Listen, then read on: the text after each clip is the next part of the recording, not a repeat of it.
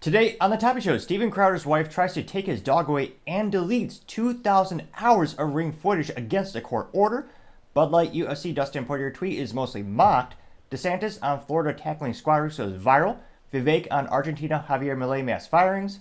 Fisker slashing their EV prices by up to $24,000 to the ocean to try to stay afloat. Costco is cutting down on the non-members gate crashing the food court. And Mercedes is recalling about 116,000 vehicles due to fire. All of that and much more on The Topping Show.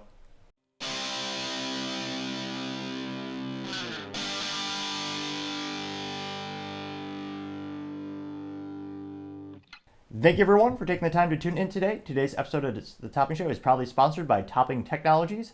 Topping Technologies is an IT value-added reseller and services company with a special proficiency in IT security.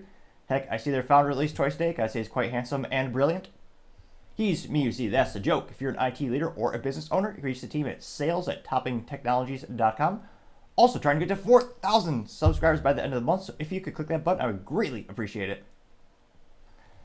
Now going over to the business part of the podcast, you have Fisker slashing EV prices by up to $24,000 for their Ocean, which at least Fisker does have a little bit of creativity in their marketing department. They don't just name a vehicle after a simple nomenclature like BMW does, which allegedly builds brand awareness, or that way you're more loyal to the company than a specific model. I partially digress. Fisker is perhaps best well known for the douchey car that they gave Justin Bieber years ago called the Karma, where he also chrome wrapped it, which, again, ridiculous. And the company did go bankrupt. They came back from the grave, and now instead of manufacturing the vehicles themselves, they actually outsource it to, I forget the company in. You lose me at the moment, but is a company that's well known for OEM relationships. So basically a white label service. So you pay them, they actually build the vehicle for you. And they're kind of doing a little bit better than before, but they're not getting the sales they need, and they're on the brink of bankruptcy, and they're going to be delisted, if they haven't already, by the New York Stock Exchange. I mean, it might be a comical, cruel joke, but if we just pull up their stock ticker, last week is trading for like 12 cents per share, which again, to be on the New York Stock Exchange, one of the stipulations is your stock has to trade for above $1 per share. And usually they slap you on the wrist twice, and you have to either do a reverse stock split, and you have to give them an action plan of, hey, this is how we're going to get our price per unit or per share above that threshold. So we pull up Fisker stock, and again, definitely not financial advice. It is fascinating. The stock has gone so down. Any fluctuation is a huge percentage of change. Looks like last week it actually went up by 36% one day, but again, that was going up to 2.8 cents, which I'm trying to think of that's actually cheaper than a piece of candy. Now, granted, back in my day when I went to go, fishing in up Michigan, you have a nice local tackle shop, you might have a penny candy, but unfortunately, I think they're probably long gone or out of business. Or realistically, they maybe increase their prices with the cost of goods sold. But overall, last week it went down by 78.99% about. And again, it's trading at the time of this video being recorded, by the time it's actually rendered and uploaded, it might fluctuate. But yeah, 2.7 cents per share. It's lost to 99.57% of their value. And it's going to be rough. They got 1,300 employees, headquartered in Manhattan Beach, California.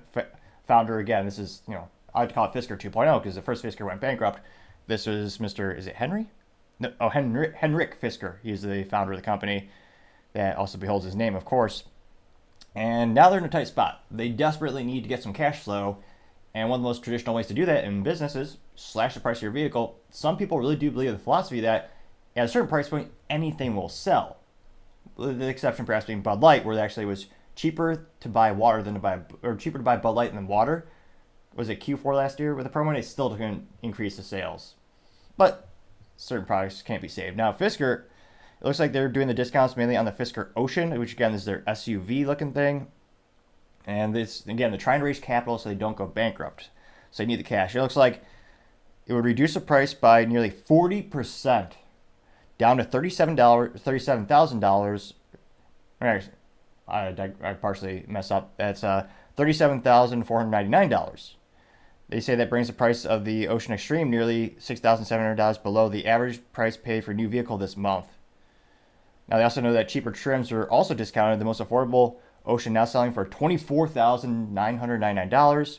That's according to a press release from Fisker. That's I mean, they're taking a heavy loss on that. There's no conceivable way they're making a profit on a $24,999 vehicle. But again, they need immediate cash and they need to get that investment. Now, I can't help but think, again, the odds of them actually digging themselves out of this hole is very, very small to say the least. It's infinitesimally small. Though a wise pilot once said, never tell me the odds. But realistically, it'd be interesting to see, is there enough intellectual property in the company, enough engineering resources to make it an attractive buy for maybe a larger automotive company to actually just buy them out. But again, they're not manufacturing anything themselves. It's done by a third party. So again, there's an upside to that. That means they did not have to pay for the expensive infrastructure and all the machinery and all the assembly, quality assurance, the assembly team. There are a lot of upsides to that, but the downside is they have less assets on their books or liabilities depending on how you look at them. So it'll be interesting to see what happens to Fisker. I mean, personally, granted, you know me, if I'm spending money on a vehicle, it's going to have 3 pedals, as all cars should have by default, and also a good old-fashioned internal combustion engine. Preferably, I like Japanese because they'll last damn near 1,000,000 miles, which is why I love my little Honda Civic Si. Only because of the stick shift. Can't give Honda enough praise for doing that in 2024. Granted, my model year is a couple years older. I have the Gen 10, but I partially digress. Let me know, do you think Fisker will actually escape bankruptcy and they'll be able to turn things around? Have you ever bought one? And do you know anyone who has a Fisker? Now, anecdotally speaking, I know one person who's bought the Fisker SUV, the little electric thing, and they bought it partially because it's quirky and no one else had it. They kind of like that. Which, again, there's a market for those types of things. Truth be told, there's some things I usually like to get that's a little bit different. My car's green. Not a lot of green cars out there. Granted, not a lot of people find them attractive, but I am perhaps a rare breed, so to say, in that regard, at least. Thank you, everyone, for taking the time to tune in. Again, we're trying to get to 4,000 subscribers by the end of the month, so if you could click that button, I'd greatly appreciate it. Also, don't forget to take the time to tell your family, tell your friends, tell your coworkers, heck, tell your enemies, tell anyone and everyone. Just stay safe and fight the good fight.